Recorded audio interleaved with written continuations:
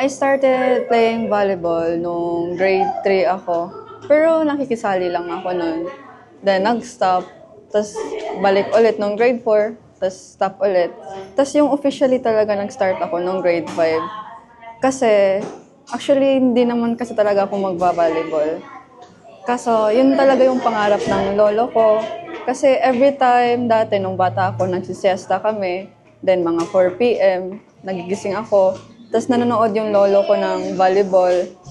Tapos yun, parang gusto niya rin daw makita ako sa TV. And yun, parang ako naman doon. So, doon ako nag-start.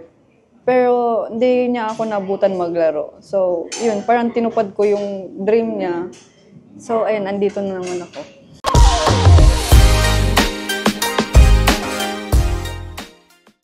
My volleyball idol when I was in elementary, si Ate Alaysa Valdez talaga. Nilulook up ko siya super nun. Kasi, yun, idol siya ng lolo ko.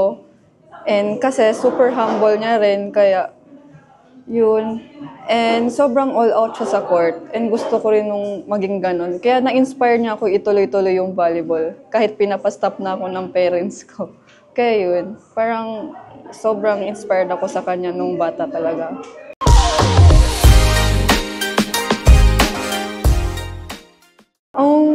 Parang na-overwhelm po ako kasi syempre idol mo dati na kikita mo na siya sa ano. Then nakalaro din po namin siya dati nung tune up po ata nung high school ako. Tapos parang na-intimidate pa ako sa kanya pag naglalaro kasi parang yun, siya talaga yung tinitignan ko dati tapos nakakalaban ko na sa court.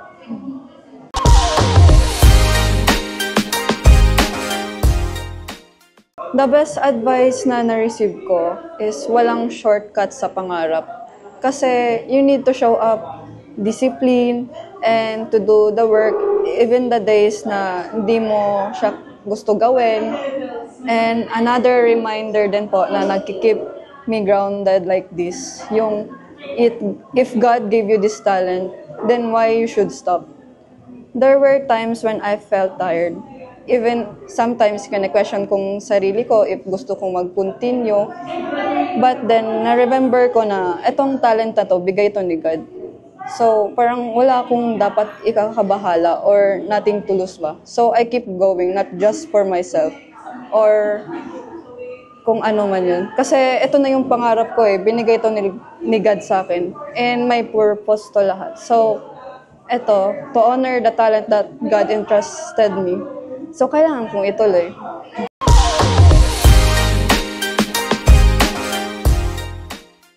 For me, my biggest struggle hanggang ngayon, siguro pag, yun, homesick. No, homesick pa rin ako kahit ang tagal-tagal ko na dito sa Manila. Yun, kasi only girl ako sa family.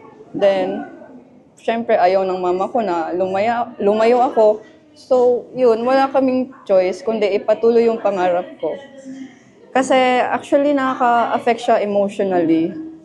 Then yun, so if di ko sila nakikita, video call, okay na yun sa akin. So yun.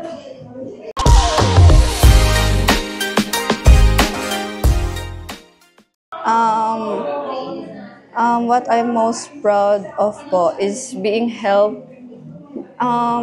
able ko help yung family ko through volleyball bilang atleta. Sobrang achievement ko yung naka-help ako sa kapatid ko na pagpaaralin siya and to support my family. Kasi dati hindi ko in-imagine sa sarili ko na magawa ko yon na mapapaaral ko yung kapatid ko.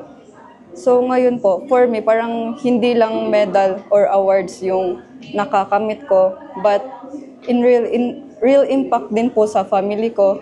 And yun po, it gives everything to me.